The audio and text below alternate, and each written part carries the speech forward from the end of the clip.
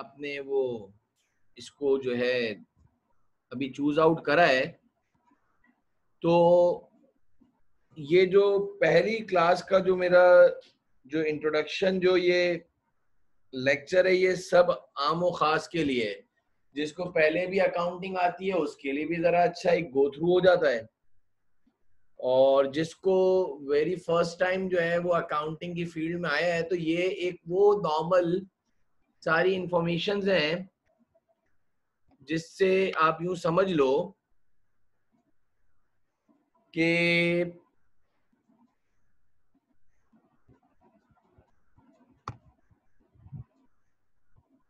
सबके लिए ये एक जैसे बराबरी होगा। तो स्टार्ट लेने से पहले ये जो मैं ये आपसे डिटेल में ये बता रहा था कि जो आपके सब्सक्राइबर का जो हमारा जो पेज है उस पे मेरे ख्याल से बैड डेट्स की एक मैंने टॉपिक जो है वो शेयर करा था, लेकिन ऑब्वियस सी बात है वो सिर्फ उनके लिए था जिन्होंने पहले से थोड़ा अकाउंटिंग का बैकग्राउंड होगा, तो ऑब्वियस सी बात है उसको समझ में आएगा। लेकिन इधर जो है आज की जो पहली क्लास है जो हम स्टार्ट कर रहे हैं वो तो इंट्रोडक्शन टू अकाउंटिंग की, वो वेरी फर्स्ट बेसिक अकाउंटिंग से स्टार्ट कर रहे हैं। तो अपनी बात को मैं स्टार्ट इधर से करूंगा, जो कि जितनी मर्तबा भी हमने पढ़ाया है, तो वेरी फर्स्ट टाइम जो द वर्ड बिजनेस आप लोगों ने सुना होगा। What is the meaning of business? कारोबार, तिजारत, धंधा।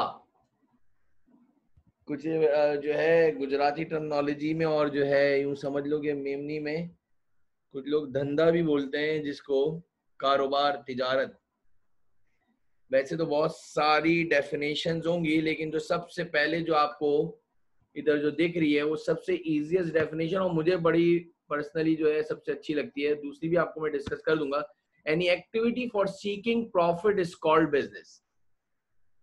दुनिया की कोई भी ऐसी एक्टिविटी जिसके अंदर प्रॉफिट बीच में आ जाए, जिसके अंदर एलिमेंट प्रॉफिट का आ जाए, तो इज कॉल्ड बिजनेस। हाँ भाई, प्रॉफिट का आना जरूरी है। कोई जो है सवाब और कोई ह्यूमैनिटी के लिए, कोई जो है पर्सनल अफेक्शन के लिए कोई ट्रांजैक्शन ना हो या गिव एंड टेक ना हो, यानी कोई गिफ्ट डीड वगैरह ना हो।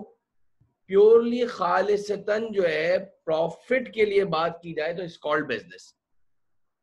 एक और मैंने डेफिनेशन जो है मैं डिस्कस करता हूँ। द प्राइमरी, एक और जगह लिखा था, the primary comma secondary and the final objective of a business is to earn profit and profit and profit. तो ये बड़ी अच्छी मुझे एक डेफिनेशन दो लगती थी कि प्राइमरी मकसद पैसा कमाना, सेकेंडरी मकसद पैसा कमाना, फाइनल मकसद पैसा कमाना।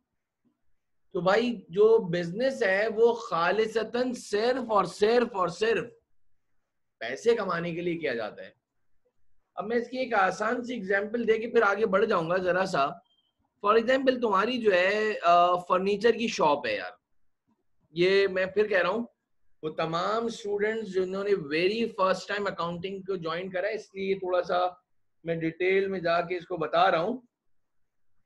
तो अगर तुम्हारा फर्नीचर का कारोबार और फॉर एग्जांपल तुमने एक चेयर खरीदी है, समझाने के लिए बता रहा हूं, तुम्हें वो चेयर की कॉस्ट पड़ी है ₹1000 की, जो तुमने होलसेलर से ली है या सप्लायर से ली है। हमने ऊपर अभी अभी बड़ी चीज, any activity for seeking profit is called business. तो भाई इसके अंदर हम ऑब्वियसली बात है प्रॉफिट ऐड करेंगे, तो फिर वो जो है ये इसकी कॉस्ट प्राइस है, this is your cost price. इसके अंदर फॉर एग्जाम्पल तुमने जो है ₹400 अपना जो है प्रॉफिट ऐड करा। बिल्कुल बच्चों वाली एग्जाम्पल से स्टार्ट करिए बच्चे। तो ये ₹1400 की आपकी चेयर की सेलिंग प्राइस हो गई। भाई ठीक है, यानी कि आपके पास ये राइट इनफ जो है सही है कि भाई ₹1400 की हम वो जो है उसके ऊपर सेलिंग प्राइस टैग लगाया है। अब मेरा सवाल ये है कि आपका पुप्पी का बेटा आता है और आपसे कहता है कि यार अरे वो आपका रिश्तेदार है, मामू का बेटा, खाला का, चाचा का, व्हाटएवर, वो आता है आपसे बोलता है यार what is the price of this chair. तो ऑब्वियस सी बात है आप सुबह से शाम तक उस चेयर के ऊपर प्राइस टैग जो है सारी एक ही जैसी कमोडिटी की चेयर्स पड़ी हुई हैं, ₹1400 की बेचते हो। तुमने कहा यार चलो पुप्पी का बेटा है थोड़ा सा डिस्काउंट कर दो, तुमने कहा चल यार तेरे लिए ₹1200 की है ना। जाहिर सी बात है कमाने के लिए बैठे हैं, घर है, पीछे कारोबार है, सेलमैन की तनख्वाह है, जिस शोरूम पे बैठे हो उसका रेंट है, और 1000 तरह के एक्सपेंसेस भी हैं, सारे निकाल नुकूल के फिर कुछ पैसे बचेंगे तो वो अपने बीवी बच्चों के लिए लेके जाएंगे। सिर्फ समझाना क्या चाह रहा हूँ, जरा बिजनेस को, डेफिनेशन को, प्रॉफिट को एक्सप्लेन करना चाह रहा हूँ।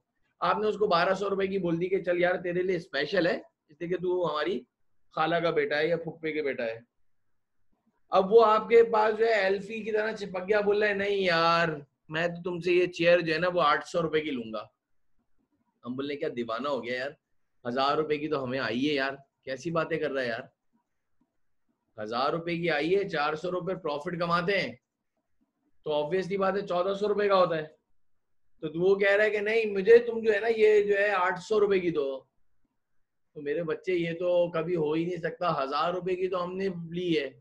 मैं इस पॉइंट पे ये कहता हूँ कि चलो भाई तुम मरे से मरे आज जो वो चेयर उसको मैक्सिमम दे सकते हो ना मेरे ख्याल से, क्योंकि वो भी सही नहीं है। चलो वो आप ये बोलोगे भाई 1000 रुपए की आई है, ये इसकी इनवॉइस है जो मैंने होलसेलर से मैन्युफैक्चरर से ली थी, तुझे मैं 1000 रुपए की दे सकता हूँ, लॉस तो नहीं दे सकता, लॉस करके तो नहीं दूंगा ना यार। तो वो लेकिन बजे थे कि यार 800 रुपए की, तो मैं इसमें बच्चों को बोलता हूँ कि फिर ऐसे रिश्तेदारों को माशाल्लाह आप गिफ्ट ही कर दो तो वो ज्यादा बेहतर है आपके लिए ना। इससे कि ऑब्वियसली बात है any activity for seeking profit is called business. भाई हम कमाने के लिए तो बैठे हैं,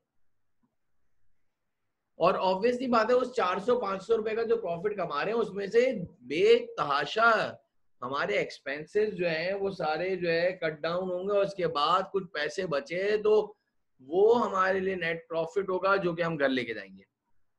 तो बनाने की बात यह है कि any activity for seeking profit is called business. ऐसा हो ही नहीं सकता कि 1000 रुपए की जो है चेयर हम पूरी जिंदगी 1000 रुपए में बेचते रहे, तो ऑब्वियसली बात है कि हम कुछ भी नहीं कमा सकते भाई। तो इधर तक क्लियर है बेटा, सबको आवाज क्लियर आ रही है? जरा पहले जरा सा थोड़ा सा बता देना जरा मुझे। साथ साथ ये इंटरेक्टिव जो है ना, मेरा ये पढ़ाने का उसूल है, जितनी अभी तक मैं क्लासे ले रहा हूँ तो साइड बाय साइड जो है लोगों से, स्टूडेंट से जो है साथ साथ ये जाग रहे हैं, पता चला सो नहीं रहे हो, तो साथ साथ जरा सा हलचल जो है पता चलता रहे कि भाई हाँ जी सर समझ में आ रहा है।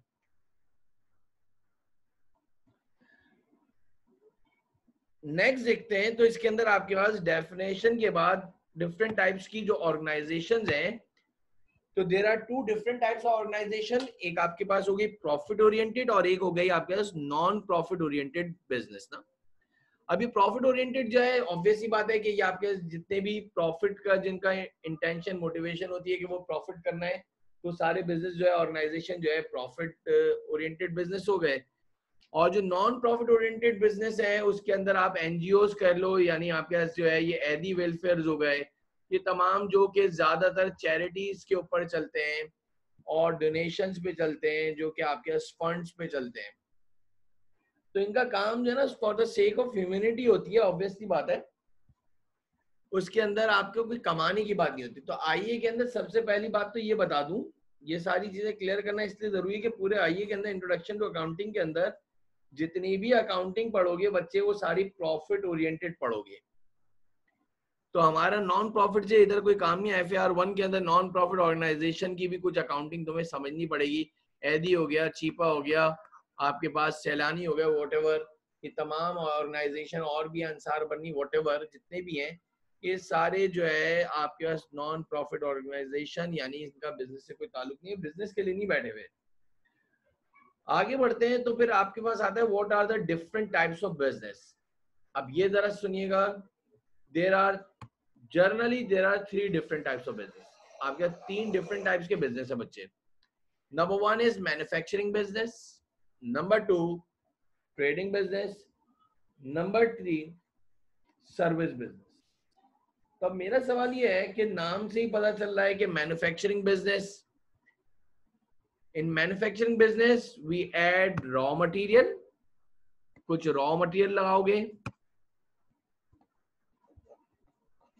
कुछ लेबर रखोगे और डिफरेंट एक्सपेंसेस करोगे टू मेक अ प्रोडक्ट। तो ऑब्वियसली बात है इन मैन्युफैक्चरिंग अभी तो राइट नाउ शाहरुख अभी स्लाइड्स नहीं है अवेलेबल बच्चे, इसीलिए पहले से लिख के रखा है ना। ठीक है, ये आपको मैं ये जो है पीडीएफ फाइल जो है ये शेयर कर दूंगा व्हाट्सएप पे, तो आप ये कॉपी कर लेना भाई। ये जो लिखी हुई है पीडीएफ की जो फाइल है ये मैं आपको शेयर कर दूंगा भाई, ठीक है ना। चले आगे बढ़ते हैं। तो raw material, labour and different expenses, raw material, labor, different expenses to make a product, and after making that product we sell out at above cost. तो मैन्युफैक्चरिंग बिजनेस के अंदर ही आपको पता है कि in manufacturing business we add raw material, labour and expenses to manufacture the product. कोई जो है चीज हम बनाते हैं और फिर बनाने के बाद उसको बेचते हैं, तो उसको जो है वो मैन्युफैक्चरिंग बिजनेस के अंदर आएगा आपके। वो किस में आएगा आपके? मैन्युफैक्चरिंग बिजनेस के अंदर आएगा। फॉर एग्जाम्पल आपके पास आ गई टेक्सटाइल मिल्स आ गई, शू मेकिंग फैक्ट्रीज आ गई,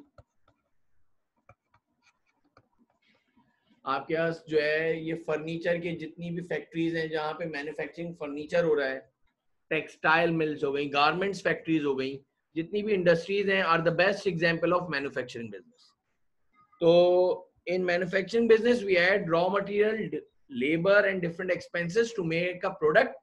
और एक बात याद रखो, आपने प्रोडक्ट बना लिया फिर उसकी कॉस्टिंग कर दी, इसको जब आप बहुत ही ज्यादा एडवांस और इसको डिटेल में पढ़ते हो तो वो आपको कॉस्ट अकाउंटिंग के अंदर ये सारी चीजें बीच में आती हैं। ये कॉस्ट अकाउंटिंग के अंदर आती है जो मैन्युफैक्चरिंग बिजनेस को आप पढ़ते हो। दूसरे टाइप का जो आपके पास बिजनेस है वो है ट्रेडिंग बिजनेस। अब देखो ये क्या है, in trading business first we purchase the finish goods, first we purchased the finish goods. भाई ये जो फिनिश गुड्स है, ये फिनिश गुड्स की जो डेफिनेशन है वो है ready for resale purpose,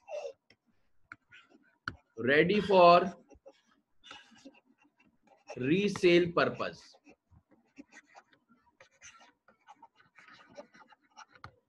first we purchase the finish goods and then resale at above cost. हम बनी बनाई चीज खरीदेंगे मैन्युफैक्चरर से, होलसेलर से, मिडिलमैन से, और इसको जो है हम आगे उसमें प्रॉफिट जो है लगा के इसको बेच देंगे बच्चे। अब मेरा सवाल ये है कि कैफ फन यानी आईए के अंदर जितना भी टाइप के बिजनेस तुम लोग पढ़ोगे वो सारा का सारा ट्रेडिंग बिजनेस हम पढ़ेंगे, या ट्रेडिंग बिजनेस के अंदर है। कोई भी चीज हम बनाएंगे नहीं। आई रिपीट, कैफ फन के अंदर जो है इंट्रोडक्शन टू अकाउंटिंग के अंदर जो है जितनी भी बिजनेस, जितनी भी अकाउंटिंग की डील हम करेंगे वो सारी की सारी ट्रेडिंग बिजनेस के अंदर डील करेंगे। मैन्युफैक्चरिंग बिजनेस से हमारा कोई भी एलिमेंट नहीं है। और तीसरी टाइप की जो बिजनेस है that is called service concern. बच्चे, in service concern we rendered services and against that services we charge prices. भाई खिदमत देते हैं। फॉर एग्जाम्पल आपके पास है स्टेट एजेंट्स। स्टेट एजेंट्स का क्या काम है, किसी को पता है? आपके घर बिकवाता है और जब डील फाइनल हो जाती है भाई तो दोनों तरफ से जो है वो कमीशन ले लेता है। याद रखना, ना उसके पैसे होते हैं ना उसका घर होता है। आगे देखो तो डॉक्टर्स, इंजीनियर्स, आर्किटेक्चर्स, ये सारे के सारे अगर आप देखो तो ये सर्विस बिजनेस है। जो यहाँ पे आप जॉब कर रहे हो, किसी बैंकर हो आप, सुबह 9 से शाम को 5 बजे तक आप किसी ऑर्गेनाइजेशन को जो है टाइम देते हो, पूरे मंथ काम करते हो, जो भी पेंडिंग वर्क, जो भी काम दिया जाता है वो सारा करते हो, और इसके बाद at the end of the month आपको जो है वो सैलरी मिलती है। अब ये इधर बताने का मकसद क्या था बच्चे, कि टाइप ऑफ बिजनेस के अंदर हम जो डील करेंगे वो सिर्फ और सिर्फ ट्रेडिंग बिजनेस को डील करेंगे आईए के अंदर। ऊपर जो बात बताई थी कि हम जो है प्रॉफिट ओरिएंटेड बिजनेस को डील करते हैं, इसके अंदर जितनी भी बात करेंगे वो प्रॉफिट ओरिएंटेड बात करेंगे। फिर दूसरे नंबर पे आपको ये बता दिया कि वो सारी की सारी जो है आपके पास ट्रेडिंग बिजनेस है। फिर आपके पास लिखा हुआ है different types of ownership in business. Generally there are 3 different types of ownership in business. भाई ओनरशिप इन बिजनेस कह रहा हूं तो कारोबार यानी बिजनेस जो है वो कितने तरीकों से हो सकता है। नंबर 1 सोल प्रोप्राइटरशिप, नाम से पता है sole, single owner of the business. There is only and lonely one owner of the business. भाई सिर्फ और सिर्फ फर्द वाहिद एक ही बंदा जो है पूरे बिजनेस का जो है मालिक है। अब इसमें जरा गौर सुनो, इस सोल प्रोप्राइटरशिप के अंदर, या आप लोगों ने अगर फर्स्ट ईयर कॉमर्स में पीओसी पढ़ा हो तो उसके अंदर भी प्रिंसिपल ऑफ कॉमर्स के अंदर ये सारी चीजें डिटेल में थी। ये सारा इसलिए बताना जरूरी है बच्चे, ताकि तुम्हारी जब बेसिक अकाउंटिंग स्टार्ट हो तो तुम्हें अच्छी तरह समझ में आ जाए। तो सोल प्रोप्राइटरशिप में there is single owner of the business, single owner of the business. अब इसके अंदर जरा गौर से सुनो, सारे के सारा डिसीजंस आपके होते हैं, सारी पावर्स आपके पास है, फर्द वाहिद तौहीद। अच्छा, सारी रिस्पॉन्सिबिलिटीज भी आप ही के पास है, याद रखना, सारे बिजनेस की रिस्पॉन्सिबिलिटीज भी आप ही हैं। वन मैन शो होता है भाई, सारे का सारा याद रख लो। प्रॉफिट भी इंटाइटलमेंट एक ही बंदे को जाएगा, लेकिन याद रखो लॉस भी होगा तो उसी का होगा, सारी लाइबिलिटीज भी उसी के ऊपर है भाई। अब याद रख लो कि यानी कि ये तो बात सही समझ में आ रही है कि भाई सारी अथॉरिटीज उसके पास है, पावर उसके पास है, जब चाहे जब दुकान खोले, जब चाहे बंद कर दे। तो लेकिन सारी रिस्पॉन्सिबिलिटीज भी तो उसी के पास है, हर चीज की देख रेख का और सारी चीजों का ये है। एक सबसे बड़ा ड्रॉबैक ये है कि ओनर की आंख बंद हुई तो सोल प्रोप्राइटरशिप भी खत्म हो गई, यानी कि बिजनेस का कोई फ्यूचर नहीं होता बच्चे, खत्म हो जाता है उधर ही, वन मैन शो। आसान एग्जांपल देता हूँ, बैरिया टाउन, बहुत सारे लोग बोलते हैं भाई इनका आंखें बंद हुई तो सब चले जाएंगे माशाल्लाह, जो कहा जाता है नॉर्मली सोल प्रोप्राइटरशिप। फिर सेकंड वन इज पार्टनरशिप। अच्छा, पहले इसको डिस्कस कर लूं फिर आगे बढ़ेंगे। Partnership, minimum 2 owners of the business, कम से कम 2 ओनर्स होते हैं, मिनिमम 2 ओनर्स ऑफ बिजनेस। एक से ज्यादा होगा जब भी तो पार्टनरशिप बनेगी। अब क्या है, वो म्यूचुअल कंसर्न से जो है दोनों ने क्या करा है, आपके पास जो है फंड लेकर आए, 2 हो, 3 हो, 4 हो, 5 हो, जितने भी ओनर्स हैं वो सारे जो है वो कैपिटल लगाएंगे, अपनी शेयरिंग जो है पार्टनरशिप डीड बनेगी, पार्टनरशिप डीड बनेगी और पार्टनरशिप डीड के अंदर जो है सारी एग्रीमेंट्स और सारी जो है वो एग्रीमेंट्स होंगे कि भाई क्या है, कितना शेयरिंग होगा, कौन सैलरी लेगा, बोनस क्या है, इंटरेस्ट ऑन कैपिटल क्या है, ड्राइंग्स के लिए क्या प्रोसीजर है, इंटरेस्ट ऑन ड्राइंग क्या है। वो आपस में जो भी डील होती है एज पर एग्रीमेंट जो है वो पार्टनरशिप डीड करवा ली, और पार्टनरशिप डीड के बाद जो है पार्टनरशिप बन गई ना। तीसरा टाइप का ओनरशिप जो है, बिजनेस आपने का नाम है सोल प्रोप्राइटरशिप बननी है ना, मुझे पार्टनरशिप करनी है, मुझे कंपनी बनानी है, तो डायरेक्टर असाइन करोगे, कंपनी से रजिस्टर्ड करवाओगे और आपकी कंपनी बन जाएगी, और फिर तुम जो है जनरल पब्लिक को शेयर्स बेचोगे। तो बच्चे ये आपके पास 3 डिफरेंट टाइप्स की ओनरशिप होती है बिजनेस के अंदर। अब जरा गौर से सुनना बच्चे, मैं क्या कह रहा हूँ। कैफ 1 में यानी इंट्रोडक्शन टू अकाउंटिंग के अंदर आपके पास तकरीबन समझ लो 80%, 80 मार्क्स के जितने सवालात हैं वो सारे सोल प्रोप्राइटरशिप के ऊपर है। 80% जो भी सवालात हैं वो जो है सोल प्रोप्राइटरशिप के ऊपर है, 80 मार्क्स के। और जो 20% यानी 20 मार्क्स का एक आपके 20 to 25 मार्क्स का पार्टनरशिप से सवाल आता है बच्चे। जॉइंट स्टॉक कंपनी यानी ये लिस्टेड कंपनीज का सवाल हमारे आईए के अंदर नहीं है।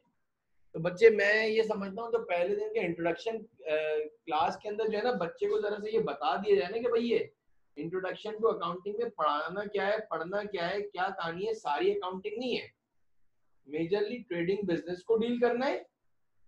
और ट्रेडिंग बिजनेस के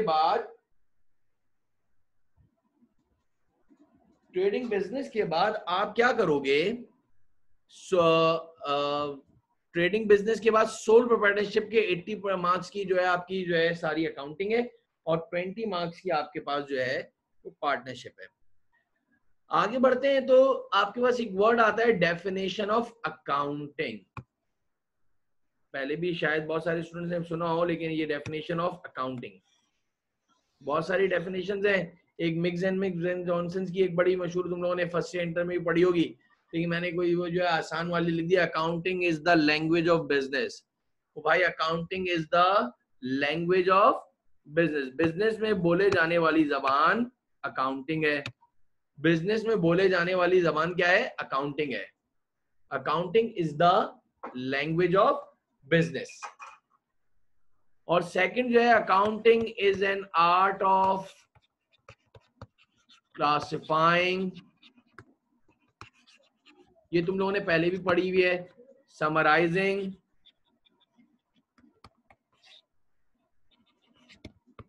manipulating,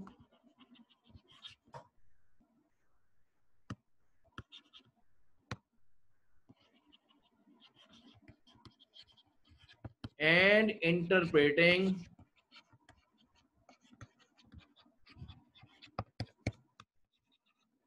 the financial records of the business.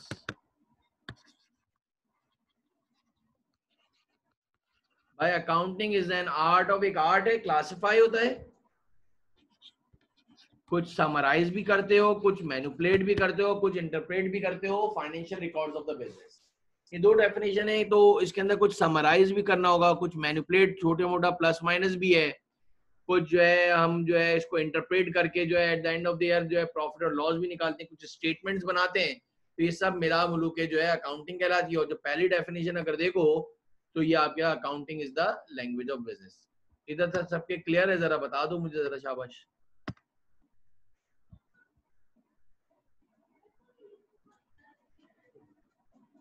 भाई आपने इन्वेस्टमेंट करी है, उसकी जो ट्रेडिंग करनी है तो वो स्टॉक एक्सचेंज से शाहरुख होगी भाई, अभी तो आप खुद कारोबार करने जा रहे हो, ऑब्वियस ही बात है। शाहरुख माशाल्लाह, शाहरुख तुमने पहले से थोड़ा सा बहुत पढ़ा हुआ है, जैसे तुम्हारे सवालात हैं उससे मैं ये आइडिया ले रहा हूँ। तो भाई सोल प्रोप्राइटरशिप से किसी और को ज्वाइन कर लो तो पार्टनरशिप में जो है कन्वर्ट हो जाएगी। अभी ये डिस्कस नहीं हो रहा, मेरे ख्याल से माशाल्लाह ज्यादा समझ में आ रहा है शाहरुख तुम्हें। मैं अभी ये तो बात ही नहीं कर रहा कि किसको क्या कन्वर्ट करना है, कि कन्वर्जन थोड़ी पढ़ रहे हैं, अभी तो हम बेसिक अकाउंटिंग पढ़ रहे हैं बच्चे। बहरहाल आगे बढ़ते हैं जरा।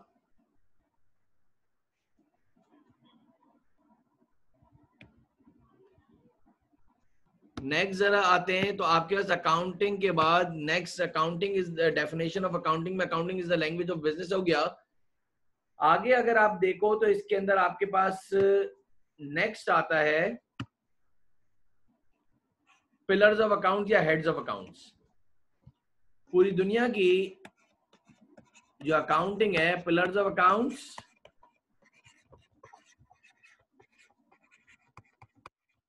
या हेड्स ऑफ अकाउंट्स की बात कर रहा हूं।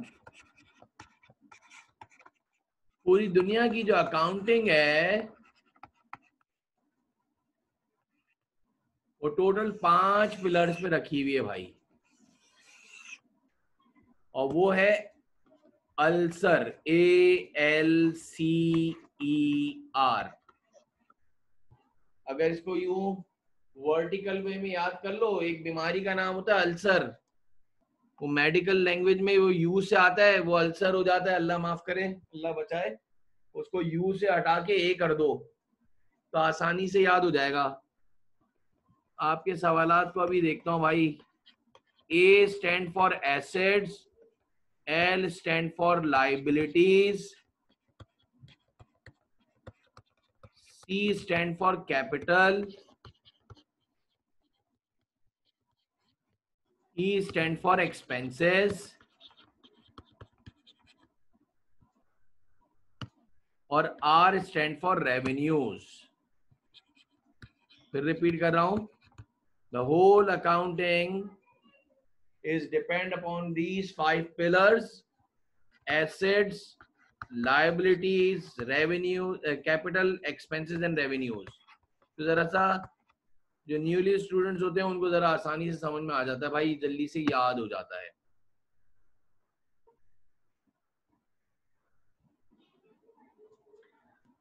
भाई इसके अंदर यूं समझ लो मुनीब, मैं तुम्हें इसका एक छोटा सा एक बैकग्राउंड जरा समझ लो कि मैं क्या कहना चाह रहा हूं, कि आपके पास कुछ चीजों को समराइज से मतलब है कि what are the assets, what are the liabilities, capital, expenses, revenues. जब ट्रांजैक्शन होगी, यानी अकाउंटिंग के अंदर, बिजनेस के अंदर जब डिफरेंट डिफरेंट टाइप की ट्रांजैक्शंस होंगी, ट्रांजैक्शन क्या कंसिडरेशन है, गिव एंड टेक होगा, जब क्या एक्सचेंज ऑफ कमोडिटीज होंगी ना बच्चे, तो उसके अंदर आपको पता होना चाहिए क्या चीज के अगेंस्ट में क्या चीज आई है बिजनेस में। तो उसको थोड़ा सा हम जो है समराइज भी करेंगे, कुछ मैनिपुलेशन भी होगी, और फिर उसकी रिकॉर्डिंग भी इसी लिहाज से होगी रूल्स के तहत ना। अभी आगे मैं इस चीज को और भी तुम्हें समझा दूंगा थोड़ा सा। सबसे पहले ये जो रूल्स के बाद जो है मतलब रूल्स ऑफ अकाउंटिंग के ऊपर बात आएगी ना, तो फिर उसमें ज्यादा तुम्हें अच्छी तरह समझ में आ जाएगा कि मैं कहना क्या चाह रहा हूँ। अभी मैंने जो बात स्टार्ट करी भी है जरा गौर से सुन लो जितने भी स्टूडेंट्स हैं। सबसे पहले मैंने बात इधर से स्टार्ट करी, टाइप डेफिनेशन ऑफ बिजनेस बताया, डिफरेंट टाइप्स ऑफ ऑर्गेनाइजेशन बताया, उसमें टाइप्स ऑफ बिजनेस के बाद types of ownership in business हो गया, डेफिनेशन ऑफ अकाउंटिंग आ गया, पिलर्स ऑफ अकाउंट्स आ गए या हेड्स ऑफ अकाउंट्स आ गए। अब इसके अंदर डिटेल है ना बच्चे के सारे, what do you mean by assets, what do you mean by liabilities, what do you mean by capital, expenses, revenues. लेकिन उसको भी अब ऑब्वियस सी बात है, उसको तो पूरा एक समझ लो लंबी कहानी है सारा इसके अंदर ना। और ये डेफिनेटली बच्चे को सबसे अच्छे, मेरे लिहाज से सबसे अच्छी तरह इन पांचों के कंसेप्ट अगर क्लियर होंगे ना, तो तुमसे जो है डबल एंट्रीज जो है बहुत आसानी से बन जाती है। कोई रट्टा लगाने वाला गेम थोड़ी है बच्चे। रूल्स रट्टा लगते हैं, लेकिन ये थोड़ी बताना है कि ट्रांजेक्शन के अंदर कि वो एसिड है। वो तो आपको खुद ही जो है आइडेंटिफाई करना पड़ेगा कि whether the assets, liabilities, capital, expenses, revenues में से क्या चीज आ रही है, क्या चीज जा रही है, क्या चीज इंक्रीज हो रही है, वो क्या चीज डिक्रीज हो रही है, ये सारी चीजें। जरा एक सेकंड के लिए जरा गौर से सुनो भाई, इसके बाद मैं आपकी बात पे आऊंगा। एक चीज है जिसको मैं यूं कहूंगा, जरा गौर से सुनना। वो आपके पास है अकाउंटिंग इक्वेशन ना। उसके बाद मैं इन पांचों हेड्स को जरा डिटेल में बताऊंगा। मैं अपनी बात को इधर से स्टार्ट कर रहा हूं, अकाउंटिंग इक्वेशन। जो अकाउंटिंग एक्सपर्ट्स है ना, उन्होंने अकाउंटिंग इक्वेशन क्या बनाई है। और अकाउंटिंग इक्वेशन का अगर तुम बेसिक देखो ना सबसे स्टार्टिंग में, तो अभी जो है वो बाद में आपको मैं लिख के जो है नोट्स के थ्रू बता दूंगा। The whole of the financial accounting is based upon a very simple idea. The accounting equation का जो the whole of the financial accounting is based upon a very simple idea, and the idea is that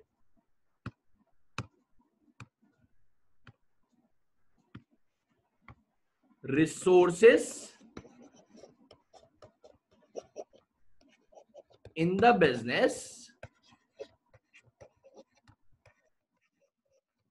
is always equals to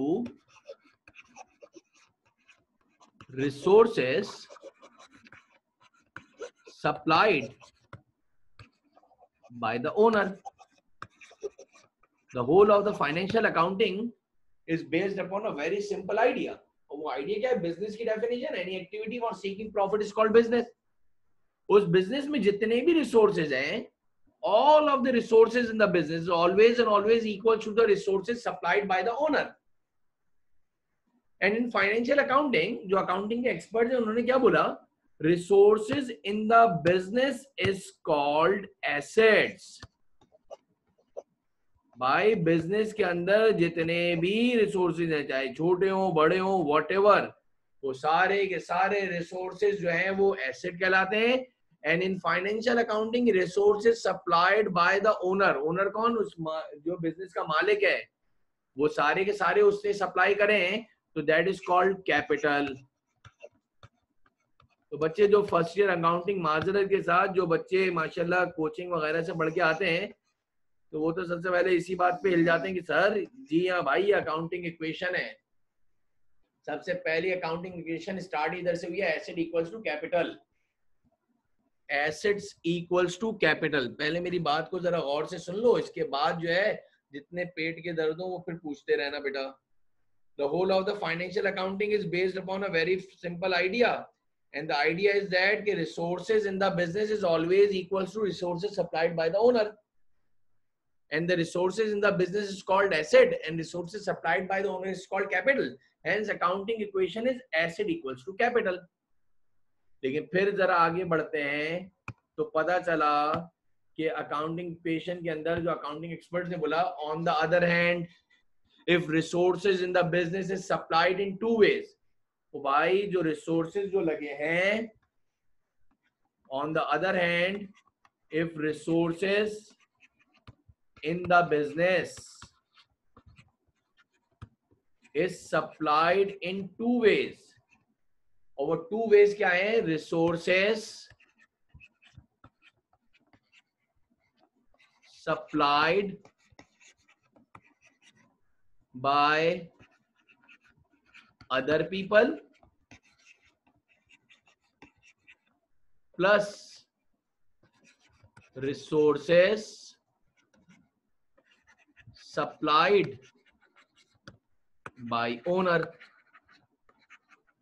ये दूसरा angle हो गया. पहले था resources in the business is always and always equals to resources supplied by the owner. और अब क्या बोला है? On the other hand, if resources in the business is supplied in two ways, दो different ways से जो है वो resources supplied हुए business के अंदर. Resources supplied by other people and resources supplied by the owner. Hence, accounting equation is resources in the business is called assets. Accounting experts ने बोला resources in the business is called assets. Resources supplied by other people, resources supplied by other people is called liabilities, and resources supplied by the owner is called capital, जो ऊपर भी बताया था. So hence accounting equation is assets equals to liabilities plus capital. अगर मैं इतना well set हूं कि मेरे पास इतने अल्हम्दुलिल्लाह पैसे हैं कि जो बिजनेस में 1000 रुपए लगाए हैं, मिसाल दे रहा हूं, वो सारे के सारे 1000 रुपए मैंने खुद लगाए हैं, तो भाई मेरी अकाउंटिंग इक्वेशन बनेगी माजरत के साथ एसेट इक्वल्स टू कैपिटल. मैं किसी बंदे का लायबल ही नहीं हूं. मेरे बिजनेस के अंदर एक कील तक है, वो सारे मेरे पैसों से लगी हुई है. शाम को जब मैं घर जा रहा हूँ तो मुझे ये टेंशन नहीं है कि मुझे किसी के पैसे जो है मैं लायबल हूं या मुझे देने. लेकिन ये जो सेकंड कंडीशन तुम्हारे सामने आई है, इस वक्त थोड़ी सी बात ये चेंज हो गई कि जो बिजनेस सेट करना था ना बच्चे, वो 1000 रुपए में सेट होना था. बिल्कुल नॉर्मल एग्जाम्पल से लेके चल रहा हूँ. उसमें से बच्चे 800 रुपए जो है मेरे पास मौजूद थे, लेकिन 200 रुपए कहीं से अरेंज नहीं हो रहे थे, तो ये मैंने किसी से resources supplied by other people लिया है. कह सकते हो उसमें तुम कह लो कि अपने फ्रेंड से लिया है या बैंक से लोन लिया है, किसी इंस्टीट्यूशन से आपने किसी से भी वो पैसे बोरो किए हैं, तो ये आपके पास 200 रुपए आपने लिए हैं, तो आपकी left hand side is always equal to right hand side. लेकिन इधर जो है आपके पास जब एसेट इक्वल टू, जब मैंने 1000 रुपए लगाए थे, ऊपर वाली सिचुएशन के ऊपर बोल रहा हूँ, और मैं किसी का लायबल ही नहीं था, 1000 के 1000 रुपए मेरे पास थे, तो लायबिलिटी तो जीरो थी यार. तो अकाउंटिंग इक्वेशन जो मेरे लिए बनेगी वो बनेगी एसेट इक्वल्स टू कैपिटल. असल में क्या हो गया, माजरत के साथ हमारी फर्स्ट ईयर अकाउंटिंग में जो है ना ही टीचर के पास इतना टाइम है बेचारे को बताने का, तो वो डायरेक्ट बोलता है कि बिस्मिल्लाह ही जो अकाउंटिंग इक्वेशन की होती है asset equals to liabilities plus capital. अभी मैं इसकी पंचायत में नहीं जा रहा कि सर बिजनेस के अंदर लायबिलिटीज होती हैं. भाई बहुत सारी ऐसी भी ऑर्गेनाइजेशन है जिनको उधार पसंद ही नहीं है यार, क्या बात कर रहे हो, सारा कैश फुल हार्ड कैश पे काम करते हैं, तो उनकी अकाउंटिंग इक्वेशन जो बनेगी ना वो बनेगी एसेट इक्वल्स टू कैपिटल. लेकिन on the other hand if resources in the business is supplied in two ways, तो वो जाएंगे asset equals to liabilities plus capital. और ओनर ने अपने पास से पैसे मिलाने के बाद कुछ पैसे जो है वो कहीं से बाहर से भी लिए हैं. अब इस एग्जांपल के साथ खेलते रहो, बड़ी करते जाओ जितनी भी करना चाहो. फॉर एग्जांपल बिजनेस के अंदर आपने जो है 10 मिलियन 10 लाख रुपए लगाए हैं, 1 मिलियन लगाए हैं, 10 लाख रुपए लगाए हैं. फॉर एग्जांपल आपके पास जो है वो 8 लाख रुपए आपके बैंक में थे, या समझ लो ओनर के पास थे, वो जो है 2 लाख रुपए जो है वो जरूरत पड़ी, तो ऑब्वियसली बात है बैंक से ले लिए यार.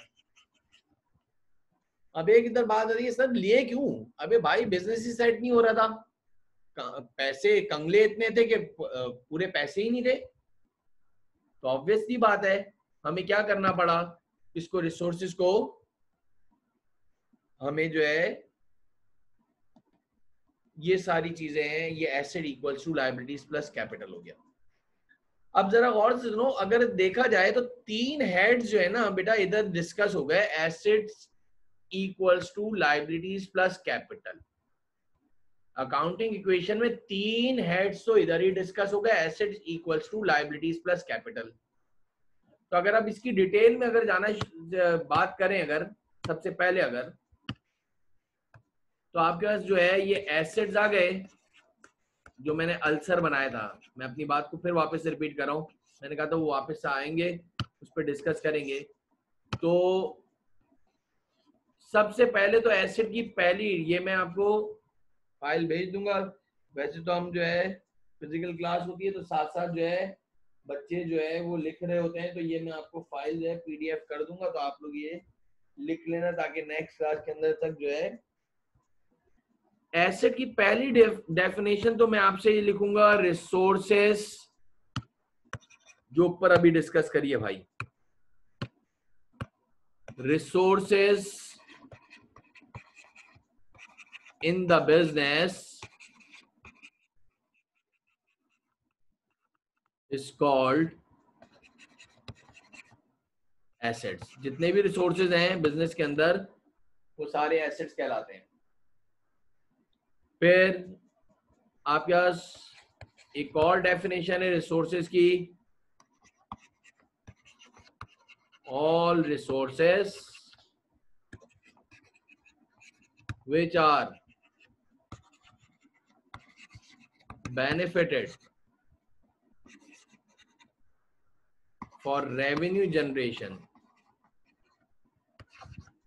तो भाई वो तमाम चीजें जो रेवेन्यू जनरेट करने के लिए काम आए इज कॉल्ड एसेट्स। अब जरा गौर से सुनो भाई, एग्जाम्पलों से सुना करो जरा। बोला है वो कोई भी ऐसे रिसोर्सेज जो आपको रेवेन्यू जनरेट करने के लिए मददगार साबित हो, वो सारे जो है एसेट्स कहलाते हैं। यार आपके पास दो घर थे, एक घर जो है 10 साल से जो है वो बंद पड़ा हुआ था, एक घर में आप लोग सारी फैमिली रहते थे। आपने क्या करा, उस घर को जो है वो खोला, उसको साफ सूफ करा, उधर ऑफिस बना लिया, कोई बिजनेस स्टार्ट कर दिया। अगर अभी ये घर नहीं होता तो फॉर एग्जाम्पल तुम्हें रेंट पे लेना पड़ता। दो गाड़ियां थी, एक गाड़ी चला रहे थे, एक गाड़ी खड़ी हुई थी, उस गाड़ी को तुमने जो है यूटिलाइज कर लिया, ये एसेट है भाई। आपके पास जो है रिजर्व में पैसा पड़ा हुआ था, उस एसेट जो है पैसे को आपने यूटिलाइज कर लिया। आपके घर के अंदर जो है दो जो है कंप्यूटर थे, एक कंप्यूटर को आप चला रहे थे, एक कंप्यूटर बेकार पड़ा हुआ था। तो जब आपने जो है बिजनेस स्टार्ट करा तो ऑब्वियस सी बात है कंप्यूटर की जरूरत थी, तो आपने क्या करा, उसी को यूज कर लिया। तो ये समझाने के लिए अब इसके आगे जरा गौर से सुनो, अभी बात कंप्लीट नहीं हुई है। सबसे पहले एसेट्स इज सब डिवाइड इनटू टू पार्ट्स बच्चे।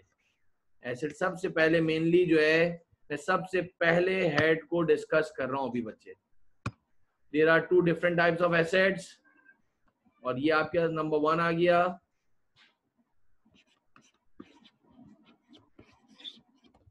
Tangible assets, intangible assets।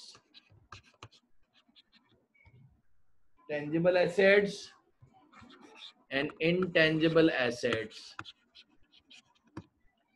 tangible assets के अंदर लिखा हुआ है आपके पास which can be seen, can be touched।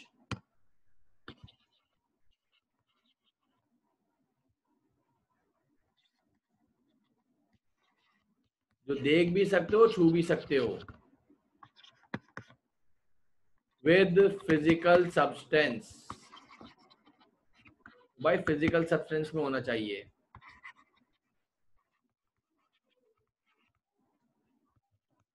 which can not be seen, cannot be touched। तो भाई ना देख सकते हो ना छू सकते हो, सर ये क्या होता है? एग्जाम्पल दे रहा हूं, बाद में डिस्कस करेंगे। Number 1 goodwill. कोई आपका लाइसेंस है, इंपोर्ट लाइसेंस है आपके पास, कॉपीराइट्स, पेटेंट्स, आपका फिश एक्सपोर्ट करने का जो है लाइसेंस है, गवर्नमेंट से मिलता है भाई 1 साल का, जो कोटा मिलता है। तो ऑब्वियसली बात है फ्री में तो नहीं मिलता, लेकिन वो एक सर्टिफिकेट मिल जाता है, फिर आपको परमिशन हो जाती है, वो 1 साल के अंदर आपको कोटा यूज करना होता है। गुडविल हो गई आपके पास, आप राइट्स हैं, लाइसेंस है, फ्रेंचाइज वगैरह हो गई। तो ये सारे इनटेंजिबल एसेट्स हैं, ये भी आपको मदद देते हैं, वो आपको रेवेन्यू जनरेट करने के लिए मददगार हो, वो सारे के सारे एसेट्स कहलाते हैं। अब अकाउंटिंग एक्सपर्ट क्या बोलते हैं कि जो टेंजिबल एसेट्स है ना बच्चे, वो टेंजिबल एसेट जो है आपके 2 और पार्ट्स में डिस्ट्रीब्यूट होते हैं। The tangible assets are subdivided into 2 parts. Number 1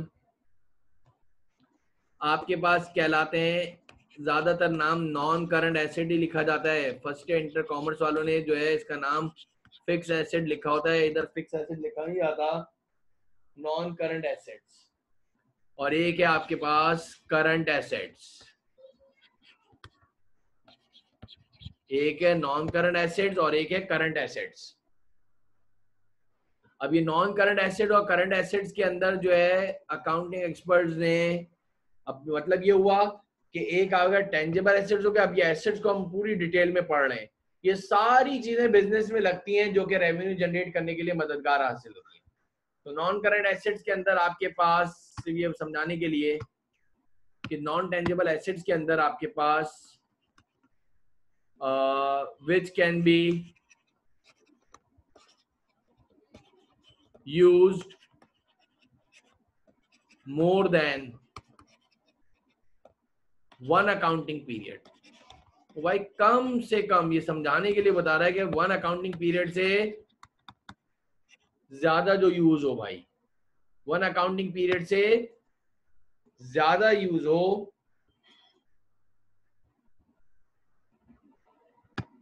तो वो जो है आपके पास नॉन करंट एसेट्स कहलाते हैं। और जो टेंजिबल एसेट करंट एसेट्स हैं,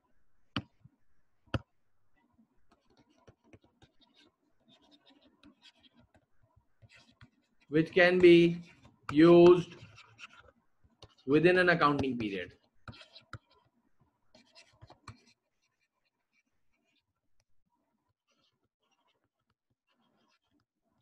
तो भाई which can be used more than 1 accounting period, वो सारे जो है नॉन करंट एसेट्स कहलाते हैं, जिसका दूसरा नाम जो है फिक्स एसेट भी होता है बच्चे, फिक्स एसेट भी बोलते हो उसको। अच्छा, इसके अंदर आपका नेक्स्ट पॉइंट में जरा देखना, गौर से सुनना।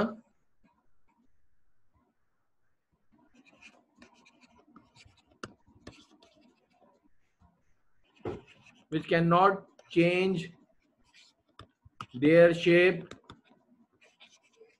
easily। भाई वो अपना शेप इतनी आसानी से चेंज नहीं करते, ज्यादातर जनरली ये देखा गया है।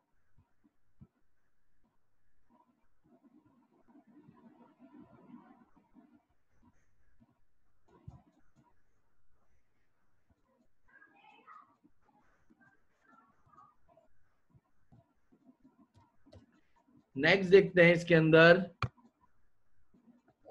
तो करंट एसेट्स के अंदर देखो, which can be used within an accounting period, which cannot change their shape easily,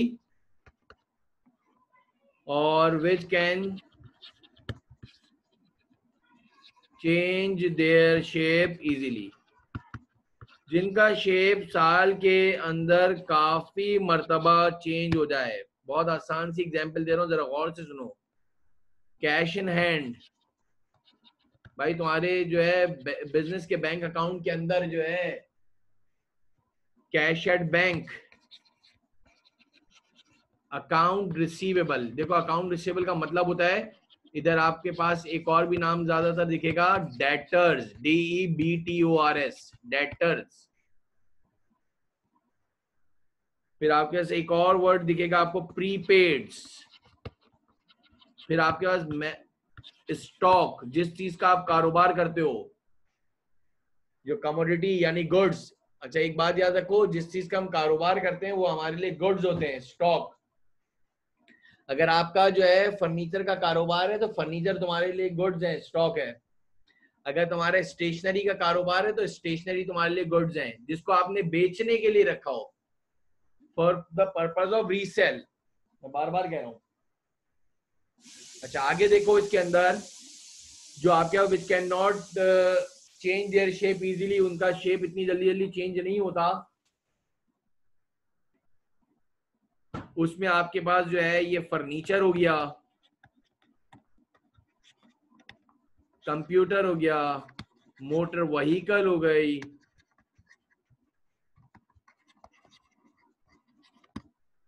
आपके पास और बेताशा ये आपके लैंड एंड बिल्डिंग हो गई। ये सारे आपके नॉन करंट एसेट्स तो है बच्चे, ये सारे the all are treated as non current assets.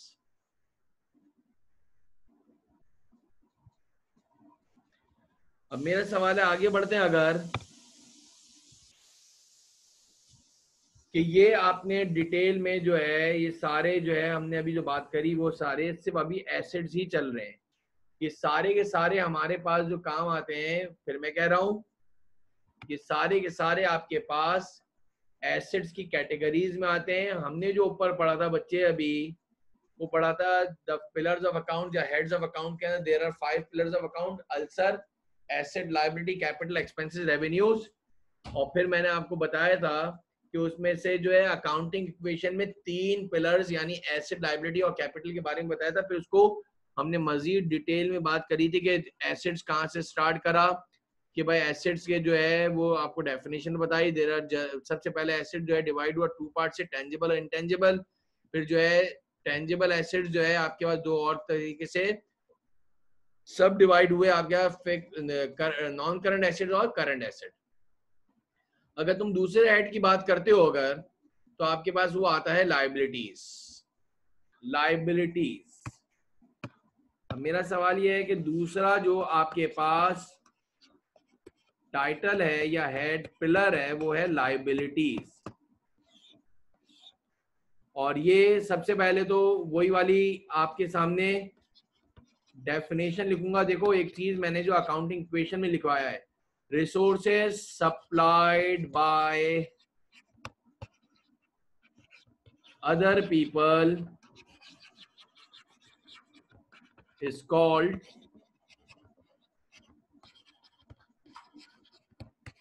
liabilities. Resources supplied by other people is called liabilities. और एक और सबसे आसान डेफिनेशन लिख लो भाई, क्या है वो, business obligations are called liabilities. बिजनेस ऑब्लिगेशंस are called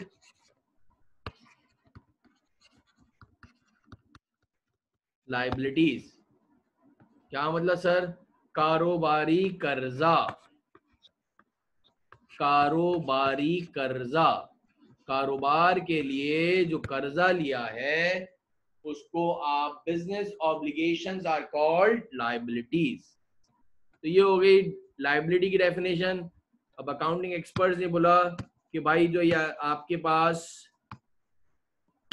लायबिलिटीज जो हैं वो आपके पास 2 टाइप्स की हैं। मेनली लायबिलिटीज को जो इन्होंने डिस्ट्रीब्यूट करा है, there are 2 different types of liabilities. एक आपके पास है लॉन्ग टर्म लायबिलिटीज और एक आपके पास है शॉर्ट टर्म लायबिलिटीज। जो फर्स्ट ईयर इंटर के अंदर माशाल्लाह इनके नाम जो है वो लिखवा दिए हैं, करंट लायबिलिटीज और नॉन करंट लायबिलिटीज, एक ही बात है। लेकिन इधर जो है तुम अगर देखोगे आई कैप के जैसे सोल्यूशन में तो वो लॉन्ग टर्म और शॉर्ट टर्म की बात ही लिखता है, करंट और ये बात कहता नहीं है। लिख सकते हो, दोनों का मतलब एक ही है। लॉन्ग टर्म लायबिलिटीज और short term liabilities. Long term liability इधर मैं जो है इसकी डेफिनेशन में मैं यूं लिख लूं कि उसको समझाने के लिए, विच कैन बी सेटल्ड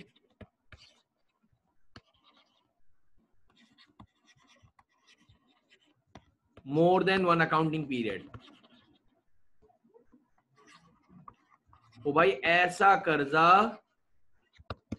जो आपको 1 साल से ज्यादा अरसे में पे करना हो, जिसकी ड्यूरेशन 1 साल से ज्यादा का मिला हो, तो वो लॉन्ग टर्म लाइबिलिटीज कहलाते हैं। इसमें बेस्ट एवर एग्जांपल जो है आपके पास बैंक लोन आती है, आगे एक चीज पढ़ोगे लोन नोट्स, परसेंटेज लगा होगा, मोर्गेज देखा होगा अगर बहुत सारे स्टूडेंट्स ने, हाउस बिल्डिंग का फाइनेंस लोन होता है, हाउस बिल्डिंग लोन कोई 1 साल के अंदर नहीं पे करना होता, हाउस बिल्डिंग फाइनेंस जो है HBSCF। और फिर आपके पास शॉर्ट टर्म लाइबिलिटीज के अंदर विच कैन बी सेटल्ड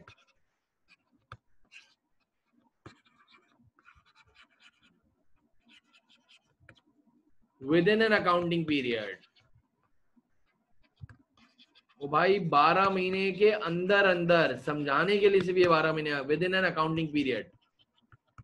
इसकी बेस्ट एवर एग्जांपल देता हूं, तुम्हारे यहाँ इलेक्ट्रिसिटी का बिल अगर आता हो, कुंडा ना लगा हुआ हो, तो वो लाइट का बिल जो पे करने की बात आती है, वो मेरे ख्याल से 7 या 8 या 10 दिन के अंदर हमें पे करना होता है,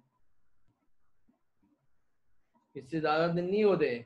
अगर आपके जो स्कूल या कॉलेज की फीस आती है तो ऑब्वियस सी बात है, मेरे ख्याल से वो मैक्सिमम आपको जो है 10 दिन का टाइम ड्यूरेशन देता है। आपके पास जो ये लाइबिलिटीज पे करनी होती है, जो आप सप्लायर से, इसके अंदर जो आपका एग्जांपल आती है वो अक्रूड एक्सपेंसेस हो गए, जिसका नाम पेबल भी है। अक्रूड एक्सपेंसेस का मतलब वो तमाम चीजें जो आपने यूटिलाइज कर ली लेकिन पे करना बाकी है, अक्रूड एक्सपेंसेस, और you can say that payables. फिर आपके पास जो है इसके अंदर सबसे पहले आ गया अकाउंट्स पेबल का वर्ड दिखेगा, अकाउंट्स पेबल बोलो, जो दूसरा नाम है क्रेडिटर्स, जिनसे आप गुड्स उधार लेते हो, जिस चीज का हम कारोबार करते हैं, अगर वो उधार में गुड्स खरीदे हैं, जिनसे खरीदे हैं, उनको क्रेडिटर्स कहते हैं, सप्लायर्स भी कहते हैं बच्चे।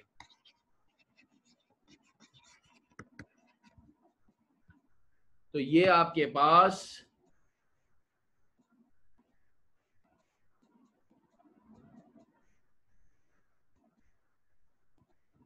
ये सारी चीजें जो है आपके पास जो है क्रेडिटर्स के अंदर आती हैं। तो हमने जो है आज पिलर्स ऑफ अकाउंट्स और हेड्स ऑफ अकाउंट्स में से 2 को डिस्कस कराए डिटेल में। There are 5 heads of accounts, assets, liabilities, capital, expenses and revenues. उसमें से फिर मैंने अकाउंटिंग इक्वेशन को बीच में थोड़ा डिस्कस करा था कि accounting equation asset equals to capital भी है, अगर आपके पास लायबिलिटी कुछ नहीं है आपके बिजनेस के ऊपर, और अगर लायबिलिटी है तो फिर asset equals to liabilities plus capital हो जाता है। फिर हमने इसको डिटेल में जो है ये बात करी थी। अगर आप इस पूरी शीट को जो है मैं आपको जो है व्हाट्सएप पे शेयर कर दूंगा, आप इसको स्टार्टिंग से अगर देख लो तो बिजनेस की डेफिनेशन से लेकर, बस ये याद रख लेना कि इसलिए कि मैंने जहां तक देखा है कि बच्चे जब डबल एंट्रीज के ऊपर आते हैं ना, डबल एंट्रीज जो बनानी है, असल मैं उन लोगों से मुखातिब हूँ भाई जिन्होंने सबसे वेरी फर्स्ट टाइम अगर जो है वो बेसिक अकाउंटिंग की तरफ आ रहे हो ना, तो कहने का मकसद है कि उनको जो है वो बेसिक अकाउंटिंग के अंदर ये पता हो कि भाई हम जो बिजनेस कर रहे हैं ना, वो बिजनेस की डेफिनेशन प्रॉफिट ओरिएंटेड है, ट्रेडिंग बिजनेस होना चाहिए, सोल प्रोप्राइटरशिप, अपने आप को किसी एक सिंगल ओनर बिजनेस का आप जो है अकाउंटेंट तस्वुर करना। हमेशा याद रखो जब भी हम अकाउंटिंग कर रहे होते हैं ना, तो अपने आप को किसी बिजनेस का एज एन अकाउंटेंट ट्रीट कर रहे होते हैं। इधर तो माशाल्लाह ये है कि जब भी वेरी फर्स्ट क्लास में आओ तो बच्चा सबसे पहले उसको सेठ बनने की सबसे पहले जल्दी है, वो अपने आप को ओनर ही तस्लीम कर रहा होता है। एक सेशन में पढ़ाया तो माशाल्लाह आधे महीने तक जो है बच्चा अपने आप को ओनर ही समझ रहा है, वो सारे रूल्स ही उल्टे जा रहे हैं। फिर एक दिन आके पूछ रहा है सर ये सारे रूल्स उल्टे क्यों होते हैं यार? मैंने कहा भाई क्यों? बोला सर हम तो सेठ हैं। मैंने कहा सेठ कहाँ, फकीर चंद है भाई, ओनर नहीं है, वी आर द अकाउंटेंट्स। तो अपने आप को जब भी अकाउंटिंग के उसमें जाओ तो अपने आप को अकाउंटिंग जो है accountant as an accountant treat करोगे। अकाउंटिंग की डेफिनेशन हो गई, इसके बाद जो है ये हेड्स ऑफ अकाउंट बता दिए, फिर अकाउंटिंग इक्वेशन बताया। तो आज के लिए हमारी क्लास के लिए इतना ही काफी है। इंशाल्लाह फिर जो है नेक्स्ट क्लास के अंदर हम इंशाल्लाह इससे आगे जो है डिस्कस करेंगे। और नमाज हो गई है मगरिब की? हाँ भाई मगरिब की अजानें इधर भी हो रही हैं, सुमेर अजानें हो रही हैं। उमर नमाज अजानों पे पाबंदी थोड़ी लगी है भाई।